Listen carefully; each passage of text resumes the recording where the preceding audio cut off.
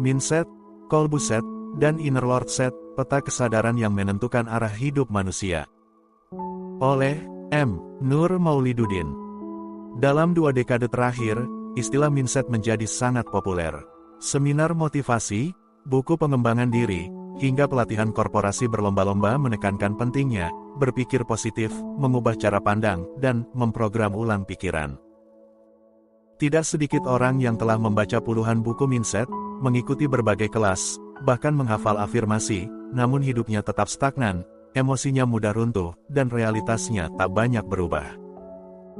Fenomena ini memunculkan pertanyaan penting, apakah mindset benar-benar fondasi terdalam perubahan manusia?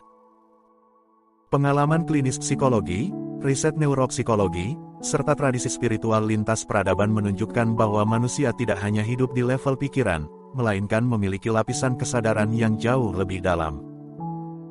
Disinilah konsep mindset, kolbu set, dan inner lord set menjadi relevan sebagai peta utuh memahami bagaimana manusia berpikir, merasa, dan menguasai dirinya sendiri. Mindset, setelan pikiran, mental layer. Mindset pada dasarnya adalah program berpikir. Ia terbentuk dari pendidikan, lingkungan keluarga, budaya, pengalaman hidup, dan informasi yang terus diulang.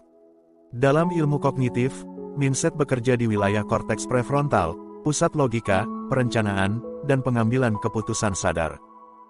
Mindset mengatur cara kita menilai suatu peristiwa, strategi menghadapi masalah, keyakinan rasional tentang apa yang mungkin atau tidak mungkin, pola, jika maka, dalam berpikir. Contoh sederhana, 2 orang kehilangan pekerjaan. Dengan mindset yang berbeda, realitas yang sama dimaknai secara berbeda. Seseorang berkata, "Ini akhir segalanya, saya gagal." Yang lain berkata, "Ini kesempatan untuk arah baru." Di titik ini, mindset memang menentukan respons awal. Namun penelitian menunjukkan keterbatasan besar mindset. Studi dari Harvard Medical School dan Stanford University menegaskan bahwa lebih dari 90% keputusan manusia dipengaruhi oleh proses bawah sadar dan emosional, bukan oleh pikiran rasional. Inilah sebabnya mindset sering reaktif terhadap tekanan, runtuh saat emosi memuncak, kalah oleh ketakutan yang tidak disadari. Seseorang bisa tahu secara logis bahwa ia mampu, namun tetap menunda, takut, atau sabotase diri. Mindset bertanya, apa yang seharusnya kupikirkan, tetapi tidak selalu mampu mengeksekusi. Kolbu set, setelan hati, emotional spiritual layer. Masuk lebih dalam, kita bertemu kolbu set, yaitu pola rasa dan makna yang hidup di hati kolab. Dalam tradisi Islam, kolab bukan sekadar organ emosi, tetapi pusat batin yang bisa berbolak-balik. Dalam neurokardiologi modern, ditemukan bahwa jantung memiliki sekitar 40.000 neuron sendiri dan berkomunikasi 2 arah dengan otak. Bahkan, sinyal dari jantung ke otak lebih dominan daripada sebaliknya. Kolbu set mengatur rasa aman atau terancam, perasaan layak atau tidak layak, cinta atau takut, pasrah atau resistensi terhadap hidup. Inilah tempat trauma masa kecil bersemayam. Seorang anak yang tumbuh dengan kritik berlebihan mungkin memiliki mindset, "Saya harus sempurna," tetapi kolbu setnya menyimpan keyakinan tersembunyi, "Saya tidak cukup." Akibatnya, meskipun secara mental ia tahu caranya sukses, batinnya terus menolak kelimpahan. Dalam terapi psikologi modern, seperti somatik terapi, EMDR, dan trauma-informed terapi, disepakati bahwa penyembuhan tidak terjadi di level pikiran, melainkan di level rasa.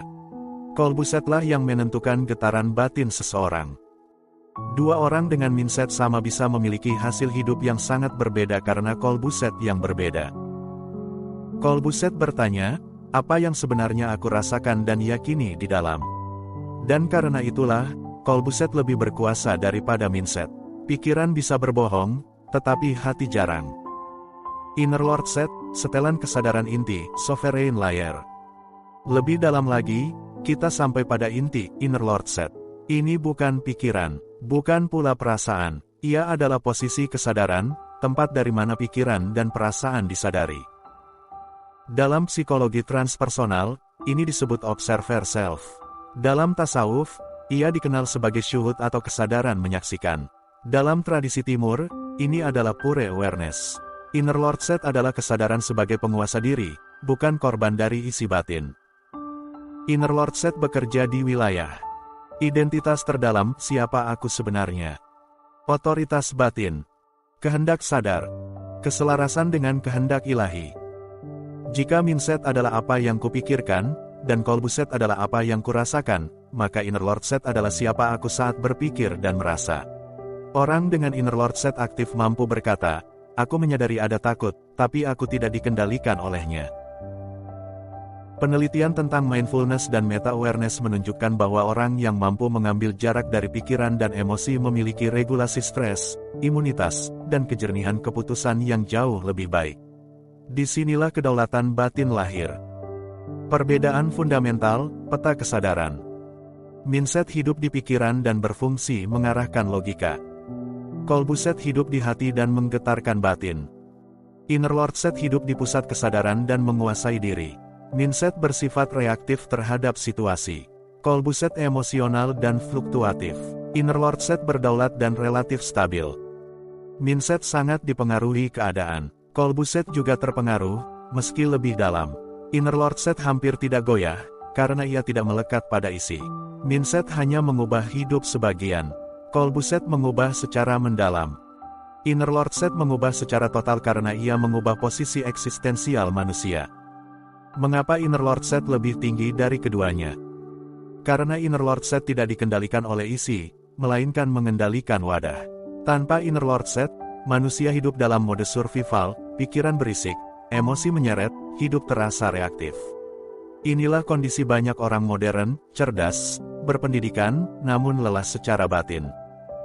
Sebaliknya, ketika Inner Lord Set aktif, pikiran menjadi alat, bukan tuan. Emosi menjadi energi, bukan musuh. Diri berdiri sebagai penguasa.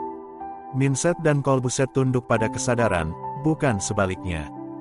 Urutan hakiki perubahan hidup. Kesalahan umum pengembangan diri adalah memulai dari mindset.